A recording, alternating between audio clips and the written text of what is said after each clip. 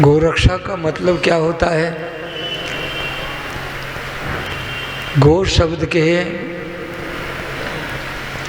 व्याकरण की दृष्टि से बहुत अर्थ होते हैं। 5 ज्ञानेंद्रिय और 5 जो कर्मेंद्रियां हैं, ये भी गो हैं।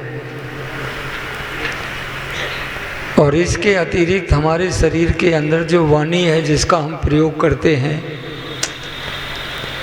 इसको भी गो कहा गया है। और ये जो पृथ्वी है, भूमि है, जो कल मैंने आपसे निवेदन किया था, अथर्ववेद के पृथ्वी सूक्त में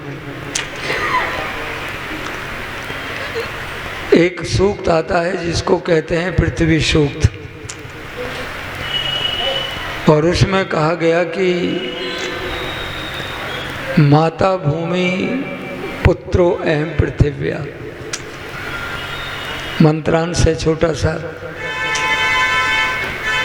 तो भूमि को भी एक प्रकार से हम और आप सब लोग गो कहते हैं। सूर्य जब उदित होता है, उसकी जो किरणें निकलती हैं प्रातःकाल की, तो उसको भी क्या कहते हैं? उसको भी गो कहा गया है। और जिस बात को लेकर के सम्मेलन रखा गया, वो उस माता को, जिसको हम सब लोग गौ माता कहते हैं, उसका नाम भी गो है। तो गो रक्षा का अभिप्राय हो गया, हम अपनी इंद्रियों के ऊपर नियंत्रण करते हैं, तो समझो आप गो रक्षा कर रहे हैं। अगर आप माता पृथ्वी की माता की स्तुति करते हैं तो गो रक्षा हो रही है। वाणी का सदुपयोग करते हैं तो गो रक्षा हो रही है। और जिस वंश को लेकर के चर्चा कर रहा हूँ, सबसे ज़्यादा दयनीय स्थिति इस समय किसी की है, तो किसकी है? वो गोवंश की है। मास्टर प्रताप सिंह बैठे हुए हैं। मुझे एक बार इनके घर जाने का अवसर प्राप्त हुआ। रात में अपने खेत में ले गए, तो मैंने इनके घर पर गऊ बंधी हुई देखी। ये एक सच्चे आर्य की पहचान है, जिसके घर पर गाय होती है। गऊ पालन करते हैं। गौ रक्षा, गो रक्षा, गौशाला इसका समाधान नहीं है राकेश जी। ये अस्थाई समाधान है। आपके नगर में गौशाला बन जाए, दूसरे नगर में बन जाए, तो ये अस्थाई समाधान है, स्थायी समाधान नहीं है। स्थायी समाधान ये है कि गौ पालन होना चाहिए, गाय के दूध का प्रयोग करना चाहिए। गाय के दूध से बने हुए पदार्थों का प्रयोग करेंगे तो गोवंश बचेगा। मैं अधिकतर गांवों में जाता हूं, किसानों से अपील करता हूं, जो खेती करता है, जिसके घर पर खेती हो रही है, उसे कम से कम एक गाय अपने घर पर जरूर रखनी चाहिए। और भाई जो खेती नहीं करते हैं, जंगल शहर में रहते हैं, शहर में रहने वाले व्यक्तियों के पास मकान भी सीमित हैं, बहुत से लोग रखते भी हैं। आज चौधरी देवीलाल का भी जन्मदिन है। जब वो भारत के वो प्रधानमंत्री बने थे, तो दिल्ली के अंदर जो उनको आवास मिला था, उसके अंदर 10-12 गाय बंधी हुई थी, गऊ रखते थे वो। तो मैं निवेदन ये करता हूँ, जो जिनके पास में सीमित स्थान है, तो वो क्या कर सकते हैं कमल सिंह जी? वो कम से कम एक गाय को किसी गौशाला में गोद ले लेते हैं, तो गोवंश बच जाएगा। आज बहुत दुख होता है, मेरे आंखों में आंसू आ जाते हैं कई बार, जब मैं सड़क के किनारे पर गाय देखता हूँ। एक तरफ तो हम कहते हैं उसको माँ, और फिर माँ की दुर्दशा, उस खेत में गई तो वहाँ लाठी से पिटाई हुई, कटीले तार लगाता है किसान, उन तारों से घायल हो जाती है। ये दयनीय अवस्था इस वंश की। एक किसी कवि ने 2 लाइन लिखी, भूख सी दिल में उठती है, दर्द जिगर में होता है, मैं रात के उठ के रोता हूँ जब आलम चैन से सोता है। महर्षि दयानंद जी महाराज के जीवन की एक घटना है। उदयपुर के अंदर वो ठहरे हुए थे और रात्रि के समय घूमना प्रारंभ कर दिया। उनका शिष्य सेवक था जिसका नाम था बलदेव। बलदेव ने उनसे कहा कि गुरुजी कोई उधर सूल हो रहा है क्या, कोई वैद्य बुलाऊं, कोई डॉक्टर बुलाऊं? तो उन्होंने क्या कहा, उन्होंने ये बात कही, ऋषि दयानंद ने, मुझे कोई शारीरिक पीड़ा नहीं है। रात्रि का समय है, अकेले दयानंद घूम रहे हैं और कहते हैं कि मुझे पीड़ा है तो इस देश के अंदर विधवा और गाय की जो दयनीय स्थिति हो रही है, इसको देख करके मुझे नींद नहीं आ रही है। कितनी बड़ी बात महर्षि दयानंद के मन के संकल्प था। और पूरे भारतवर्ष के अंदर सबसे पहले कोई गौशाला खुली पहली, तो अब तो वो हरियाणा में है, पहले पंजाब में वो स्थान था और उस स्थान का नाम है रेवाड़ी। रेवाड़ी के राजा राव युधिष्ठिर से मिलकर के प्रेरणा दे करके वहाँ पर गौशाला की स्थापना कराई, ऋषि दयानंद ने किया। ये कर्नल नाथ बुर्क अंग्रेज था, बहुत बड़ा अधिकारी। और महर्षि दयानंद जी महाराज जब गए, मिले उनसे, तो क्या कहा दयानंद ने? महर्षि दयानंद सरस्वती ने ये कहा कर्नल नाथ बुर्क को, एक विक्टोरिया को जाकर के कह देना। ध्यान से सुनना ऋषि दयानंद क्या कह रहे हैं। उन्होंने कहा कि ये बात जाकर के विक्टोरिया को कह देना, अगर भारत के अंदर गो हत्या, गो कशी इसी प्रकार से होती रही तो 1857 की क्रांति को दोहराया जा सकता है। 1857 की क्रांति हुई, ऋषि ने कहा गो हत्या होती रही तो 1857 की क्रांति को हम दोहरा सकते हैं।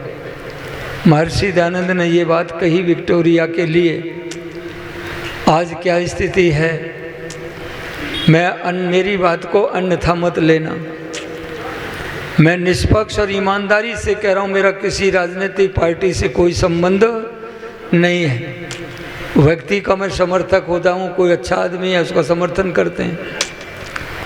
अभी देश के प्रधानमंत्री जी कितने चीते लेके आए आप सबको पता है। राकेश जी आप भी अखबार छापते हो, आपको भी पता है कितने चीते लेके आए थे। 8 चीते वेद प्रकाश कह रहे हैं। और कितने के आए थे? 800 करोड़ रुपया के। 800 करोड़ रुपए के 8 चीते ला करके जंगल में छोड़े जा सकते हैं और उनके भोजन के लिए हिरन छोड़े जा सकते हैं। लेकिन गाय के ऊपर जिस समय वर्तमान में जो संकट चल रहा है, कौन सा रोग है वो जो हो रहा है जी? लंपी बीमारी से लाखों गाय मर गई। कोई पीड़ा नहीं है, किसी को मरती हैं तो मर जाए, लाखों गाय मर रही है तड़प तड़प करके। गोवंश की रक्षा कैसे होगी? कौन बचाएगा गोवंश को? किसान खेती करता है, ट्रैक्टर से गोपालन छोड़ दिया और लोगों की संवेदना रही नहीं। गऊ का बहुत बड़ा महत्व है, ये ध्यान रखना जीवन में।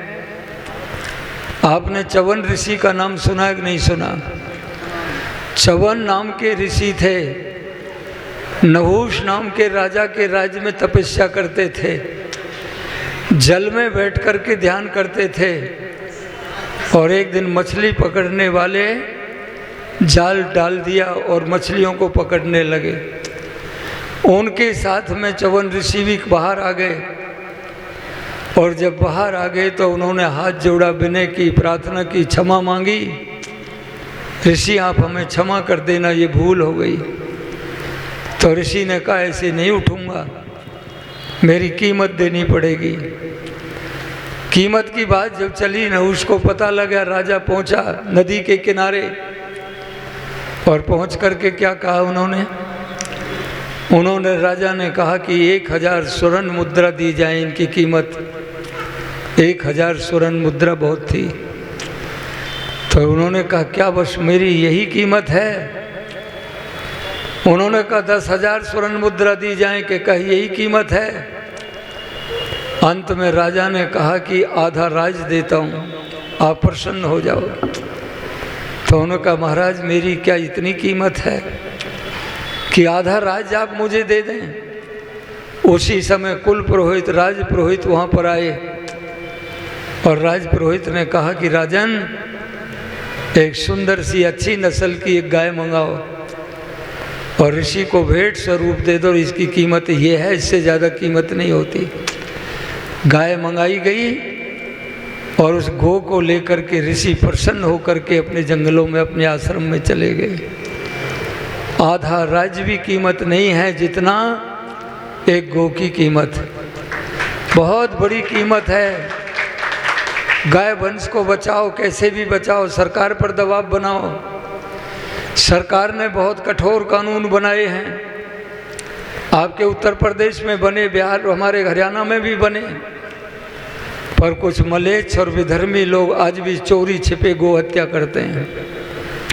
और बुरा मत मानना, उसमें हम लोग भी कहीं ना कहीं शामिल हैं। हम लोग शामिल हैं जो गौवंश को गांव से ले जाके खरीद के या पकड़ करके उन मलेच्छों तक पहुंचाने का काम करते हैं। उनसे बड़ा पापी और नीच और कुटिल व्यक्ति कोई दूसरा नहीं हो सकता है। इतना बड़ा पाप। पैसे का क्या करोगे? इस पैसे का एक गाय मरवा दी, पैसे के लालच में हत्या करा दी। और ऋषि दयानंद कहते हैं कि एक गाय के जीवन भर के दूध से, गो करुणा निधि पुस्तक होगी यहाँ ले जाना, 25,740 व्यक्तियों के जीवन का निर्वाह हो सकता है। इतने बड़ा, कितने लोगों को एक जीवन दे सकती है एक गाय। और आज हम कहते हैं कि आर्थिक युग है, कौन पालेगा, कहाँ से चारा आएगा। गाय कोई केवल धर्म के आधार पर नहीं, गौ वंश की बहुत बड़ी उपयोगिता है। बरेली के अंदर एक व्यक्ति को जल उदर हो गया, डॉक्टरों पर, वैद्यों पर पूरा इलाज कराया गया पर कोई लाभ नहीं हुआ। अंत में क्या किया, गोमूत्र का प्रयोग किया, उसका जल उदर का रोग ठीक हो गया। दूसरी बात कह रहा हूँ, निवेदन, जिन माताओं से बच्चे नहीं होते हैं उन माताओं के लिए गाय का गोबर कितना उपयोगी है। आप कल्पना करके देखिए, गाय को आप साबुत गेहूं खिलाइए और साबुत गेहूं खिलाने इस पर प्रयोग हुआ है और खोज हुई है। गाय को साबुत दाना खिलाने के बाद जो गाय के गोबर में दाने निकलते हैं उनको धो करके, साफ करके, सुखा करके, शुद्ध करके, जिस माता पे बच्चे नहीं होते उसको उस आटे की रोटी खिलाई गई और कुछ दिन के बाद पुत्र रतन को जन्म दिया उन्होंने। गाय के कितने उपकार हैं, कहाँ कहाँ जाओगे। वेद में एक छोटा सा सवाल पूछा गया, मुझे बहुत पीड़ा है 2-3 बातों को लेके। नशाखोरी को लेके भी बहुत पीड़ा है, गोवंश को लेके पीड़ा है, हिंदी की दुर्दशा पर पीड़ा है। तो उन्होंने कहा, इस बात के ऊपर सवाल ये पूछा गया, कस्य मात्राण विद्यते। उन्होंने कहा कि सबसे पवित्र चीज क्या है दुनिया के अंदर? तो वेद कहता है, क्या कहता है?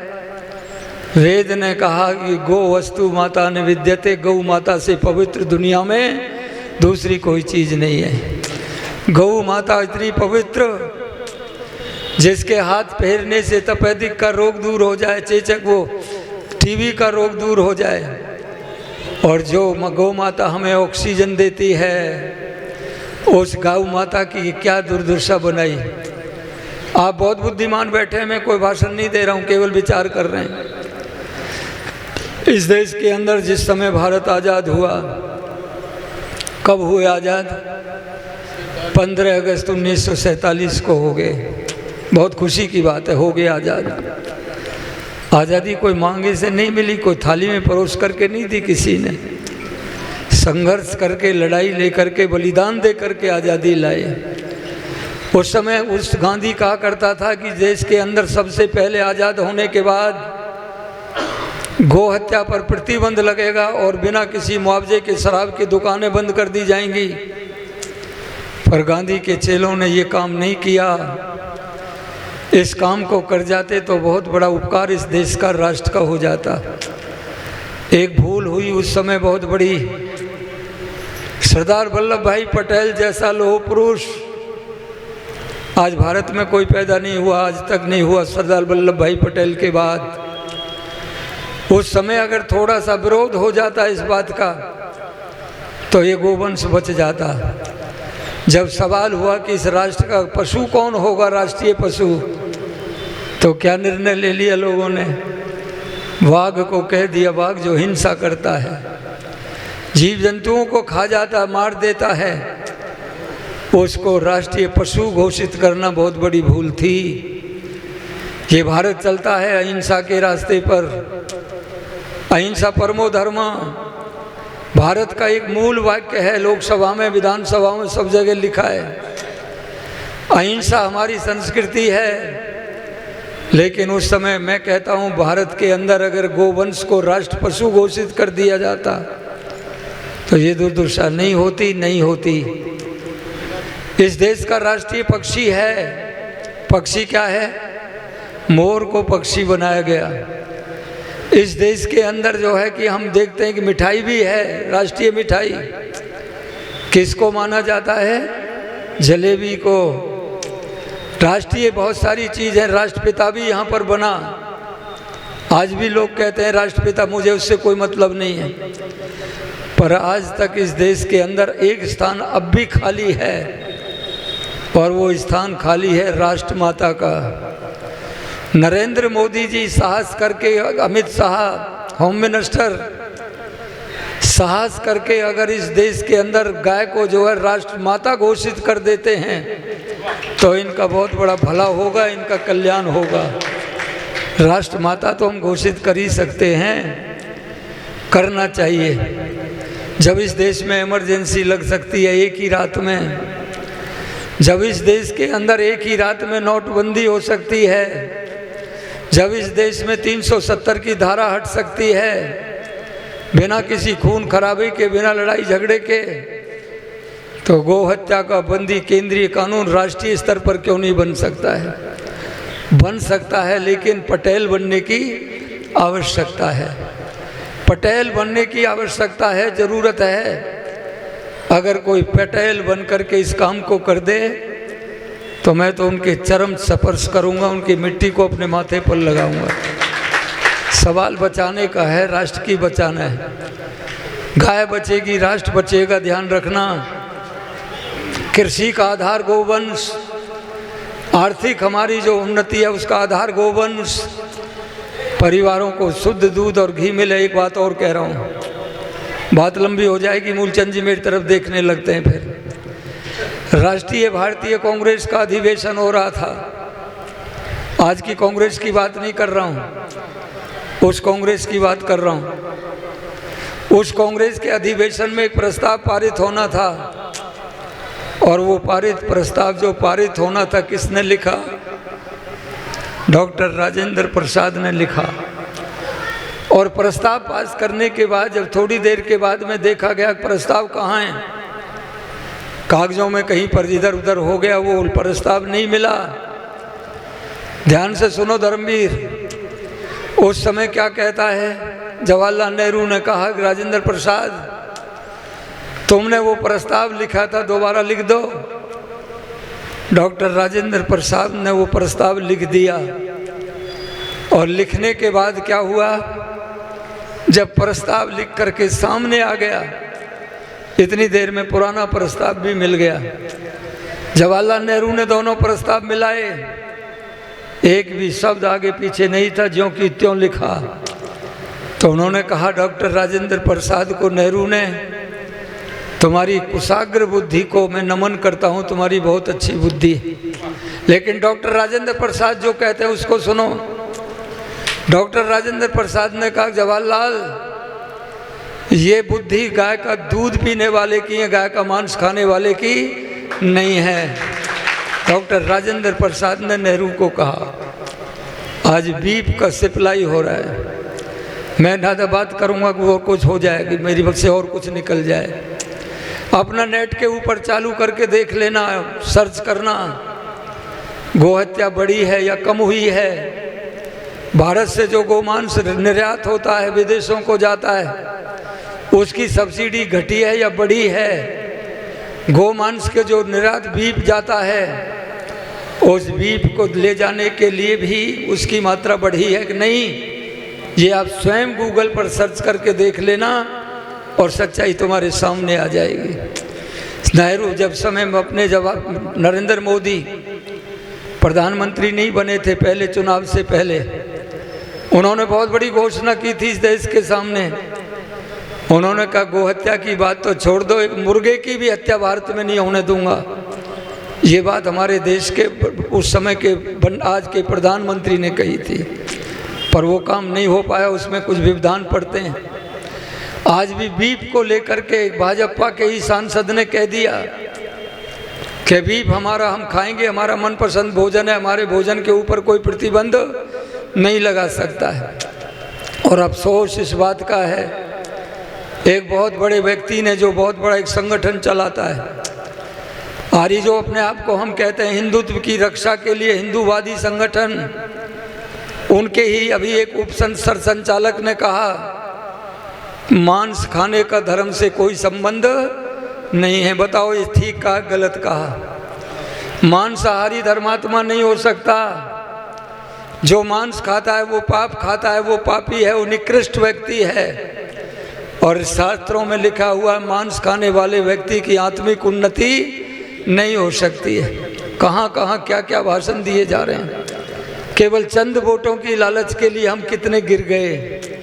तो गौ वंश को बचाना है तो यजुर्वेद के अंदर एक संदेश दिया गया। 5 मिनट से ऐसे भैया उन्होंने एक संदेश दिया, अंत काय गोघातकम। क्या बहुत सरल सी संस्कृत है, समझ गए होंगे आप क्या अर्थ है। यजुर्वेद का ऋषि कहता है, परमात्मा कहता है, जो गौ को मारता है उसको अंत काय गोघातकम, उसको मार देना चाहिए, जीवित उसको समाप्त कर देना चाहिए, उसको जीने का अधिकार नहीं है।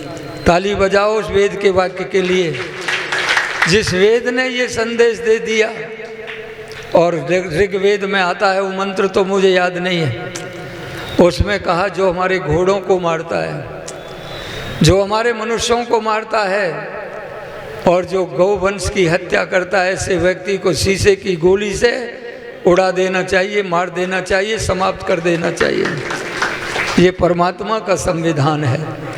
पर मैं अगर ये काम कर दूं तो मेरे ऊपर बहुत बड़ी धाराएं लगेंगी। क्यों? भारत के अंदर परमात्मा का संविधान लागू नहीं है। और एक बात आपको मैं और भी कह रहा हूँ खुले मन से, भारत से बाहर जो मुस्लिम कंट्री हैं बहुत, उन देशों के अंदर गोहत्या पर प्रतिबंध लगा हुआ है। वहाँ गोहत्या पर प्रतिबंध, गोहत्या नहीं होगी। पर भारत के अंदर तो लुक लुक करके चलता है। कोई सरकार कुछ करना चाहे तो वामपंथी, कोई सरकार रोक लगाना चाहे तो मायावादी, कहीं कहीं तथाकथित समाजवादी, कहीं मानवतावादी सामने आके खड़े हो जाते हैं। वो मानवता के समर्थक नहीं, वो मानवता के हत्यारे हैं। जो गौवंश के हत्या को प्रोत्साहन देता है, वो चाहे कितना ही बड़ा व्यक्ति हो, वो माफ़ करने लायक नहीं है। मैं निवेदन कर रहा हूँ, वेद में गौ की बड़ी प्रशंसा है। मंत्र आता है ऋग्वेद के अंदर ही, माता रुद्रा नाम, माता रुद्रा नाम दुहिता वसु नाम, स्वैसा आदित्य नाम अमृतस्य नाभि, छोटा सा मंत्र है। 3 हमारे देवता होते हैं, वसु, आदित्य और रुद्र। वेद भगवान कह रहा है कि जो माता रुद्रा नाम रुद्र देवताओं की गाय माता है, और जो वसु नाम जो बसाने वाले 8 देवता हैं उनकी गाय क्या है, उसमें कहा उनकी पुत्री है। और अंत में कहा स्वैसा आदित्य नाम, जो स्वैसा आदित्य नाम के जो देवता हैं उनकी गाय क्या बहन है। ये गाय हमारी माँ भी है, हमारी पुत्री भी है, हमारी बहन भी है, ऐसा वेद में कहा। और अंत में कहा कि गाय की नाभि के अंदर स्वना अमृतस्य नाभि, उसकी नाभि के अंदर अमृत होता है। गौ पालन करके देखो, गाय के श्वास को स्पर्श करके देखिए, आपको दुर्गंध नहीं आएगी गाय के उससे कभी। अब एक पा का शब्द और प्रयोग होता है, हमारे भारत में भी सब जगह होता है, और उस शब्द को हम क्या कहते हैं, गोबर। बताइए क्या कहते हैं, गोबर। लेकिन ईमानदारी से कह रहा हूँ, गोबर केवल और केवल होता है तो गाय का होता है, और पशुओं का गोबर नहीं होता, हो तो मल होता है। गोबर शब्द अपने आप इसकी व्याख्या कर रहा है।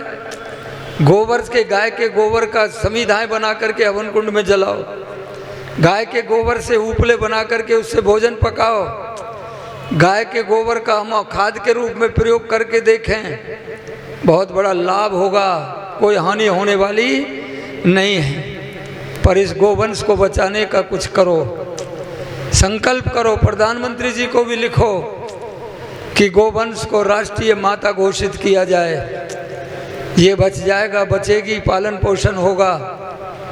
और 302 की दफ़ा उस पर धारा लगनी चाहिए जो गो हत्या को करता है। हरियाणा में तो बहुत बड़ा कानून है, 10 साल की सज़ा, और उसका जिस वाहन में ले जाता है वो वाहन भी जब्त हो जाता है, और उस पर कुछ आर्थिक दंड भी दिया जाता है। ये उत्तर प्रदेश में तो आदित्यनाथ योगी बैठे, वो भी कर रहे हैं प्रयास। और पहले की अपेक्षा उत्तर प्रदेश में गुंडागर्दी और गोहत्या कुछ कम हुई है, ये मान के चलना। समाप्त तो नहीं हुई पूरी तरह से, लेकिन हुआ है, कुछ अंतर आया है, कुछ आया है। जब समय भारत ये आज़ाद हुआ था, अंग्रेज छोड़ के गया, इस भारत के अंदर बूचड़खानों की संख्या छोटे बड़े 350 के लगभग थी, और आज 4000 से अधिक बूचड़खाने हैं देश के अंदर मान्यता प्राप्त, जो सरकारों से लाइसेंस लेते हैं, और उनके अंदर गोवंश को काटा जाता है, पैक किया जाता है, और विदेश के लिए सप्लाई किया जा रहा है, आयात किया जा रहा है। मैं अब लंबी बात नहीं करूंगा, मेरे पास तो बहुत आंकड़े हैं।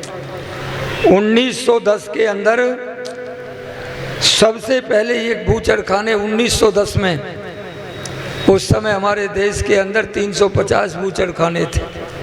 कोलकाता में सबसे ज़्यादा गोहत्या होती थी और हो रही है। मुझे कोलकाता भी जाने का अवसर मिला, क्योंकि वो जो लोग हैं वो दूसरे तरह के हैं।